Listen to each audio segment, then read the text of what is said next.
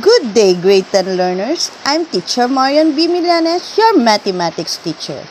While watching the video lessons, listen very well because in life, there's no such difficult things as long as you accept the challenge and willing to learn. God bless! What do you need to prepare? Your pen, paper and notebook, and of course, your self-learning modules. Enjoy learning! Let us now have our first topic, and it is all about generating patterns. This is the first part of the discussion. The learning competency that you need to achieve is to generate patterns.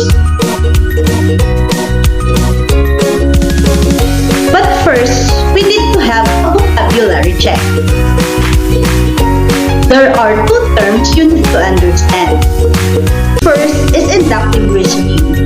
It is the process of observing data, recognizing patterns, and making generalizations or conjecture from observation. The second one is conjecture. It is a conclusion made from an observed data or an educated guess based on patterns. To apply inductive reasoning and conjecture, let's have activity number 1 completely. The direction is to make a conjecture about the pattern shown by each list.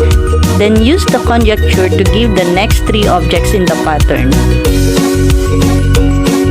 There are real-life situations where we can observe definite patterns. First example are banners during fiesta. Even during math festivals in our schools, we use banners to make the mood of the surrounding happy and colorful. Look at the pattern shown by the banners. What conjecture is depicted by the banners? Yes, the pattern started with 1 triangle, 1 square, and 1 circle, then followed by 2 triangles, 2 squares, and 2 circles. Apparently, the next 3 objects are 3 triangles. Second example are the arrangement of the letters in the Alpabetong Pilipino. It depends how the teacher arranged the letters to show patterns. Observe the letters in this list. How will you describe the pattern manifested by the list of letters?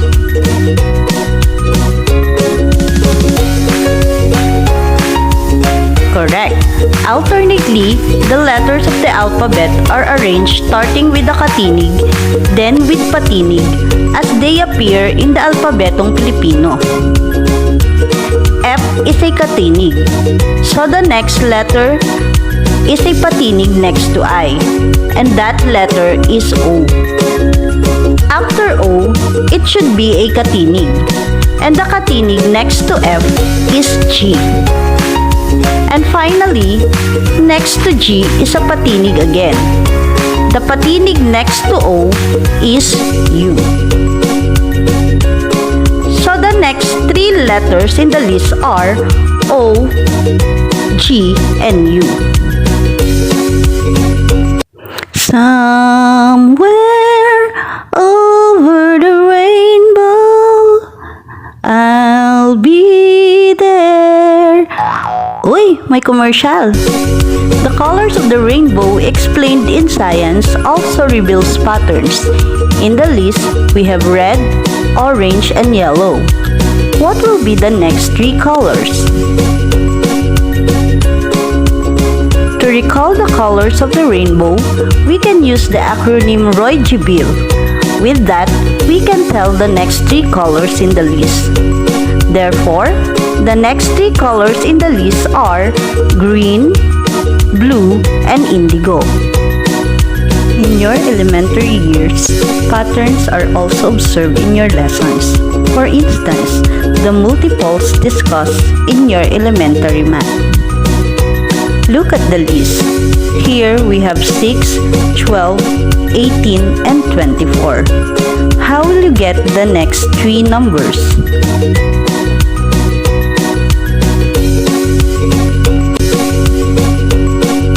In this example, we will use the concept of multiples. Multiples are the list of numbers when we multiply a certain number with the counting numbers. Here, we get the multiples by multiplying 6 with the counting numbers 1, 2, 3, 4, and so on. 6 times 1 equals 6. 6 times 2 equals 12. 6 times 3 equals 18. And 6 times 4 equals 24. Then the next mathematical equations now are 6 times 5 equals 30. 6 times 6 equals 36. And 6 times 7 equals 42.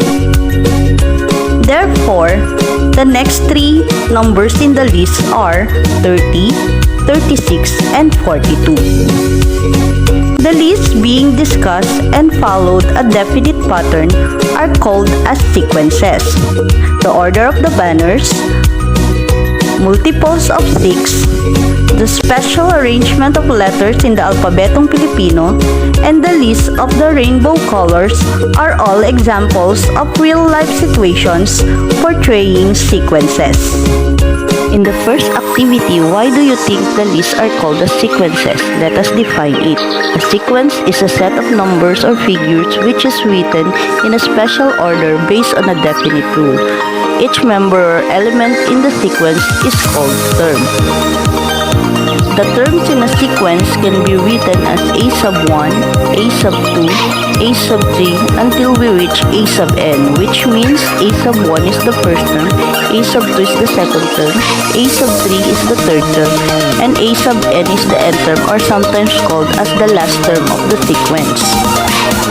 Let's proceed to activity number 2. Name and describe it.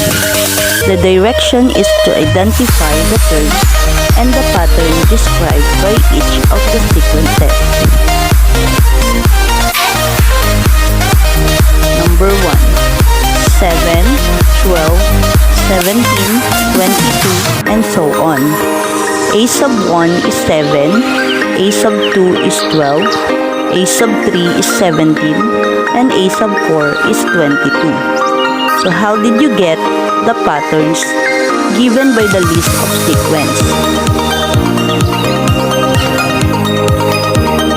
What is the pattern? What is the rule followed by this sequence?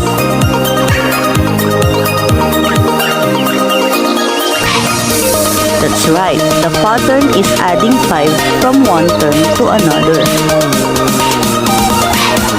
Number 2. 1, 1, 2, 3, 5, and so on. A sub 1 is 1, A sub 2 is 1, A sub 3 is 2, A sub 4 is 3, and A sub 5 is 5. From A sub 1, how did you get A sub 2? From A sub 2, how did you get A sub 3? From A sub 3, how did you get A sub 4, which is equals to 3? From 3, how did you get 5 as your A sub 5? What is the pattern described by the sequence?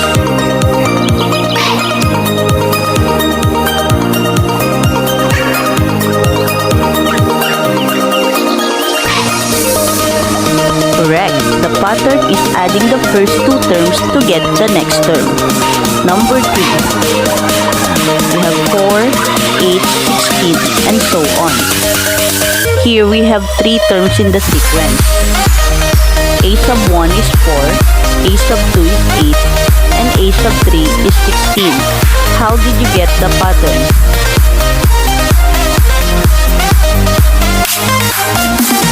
Yes, the pattern is multiplying 2 from one term to another.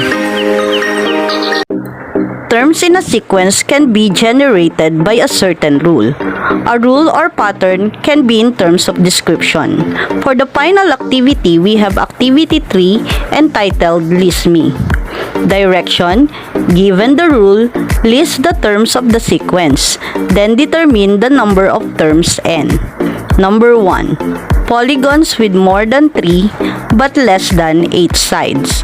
So what are the polygons with sides more than 3 but less than 8.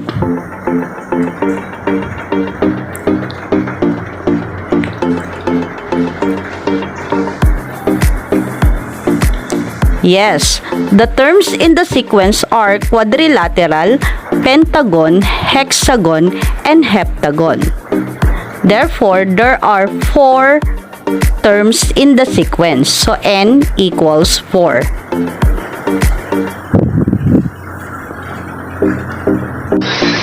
Number 2. Square of the counting numbers. To square means multiplying the counting numbers twice by itself. Starting from 1, 1 square is equals to 1 times 1, which is equal to 1. 2 square equals 4. 3 square equals 9. 4 square equals 16. The terms in this sequence are 1, 4, 9, 16, and so on. But we cannot determine the last term because there are still next squares after 16.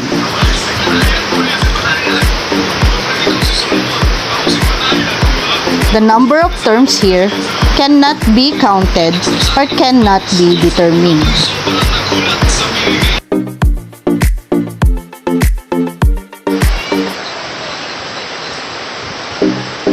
Number 3. Secondary colors. There are only 3 secondary colors: orange, green, and violet. The number of terms is 3. Thank you for watching and listening. Hanggang sa muli!